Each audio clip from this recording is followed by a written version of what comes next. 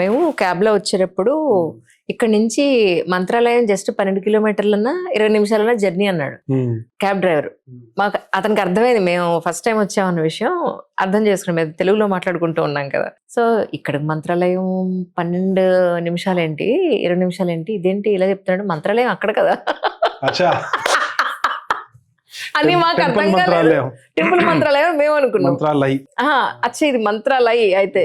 అచ్చా మంత్రాలయం సౌత్ లో మనం తెలుగు లాంగ్వేజ్ లో ఆలయము మంత్రాలయము అంటాం, ఇక్కడ కట్ అయిపోతుంది మంత్రాలయ. ఓకే అట్లా ఆలయ. సో అంటే అది గవర్నమెంట్ ఆఫీసెస్ అన్నట్ట. Secretariat is called Mantralaya. అచ్చా ఇది అర్థం చేసుకోవడం మాకు చాలా టైం పట్టింది. అర్లియర్ ఇక్కడ కూడా ఇట్ వాస్ కాల్డ్ సెక్రటేరియట్. అచ్చా okay. But I think in late 90s since డెమోక్రసీలో ministers and the cabinet is above the bureaucracy, so they change the name to Mantralaya. మంత్రులు ఉండే ఇది మంత్రాలయ. ఓహో. So secretariat basically denotes your secretary and secretarial setup.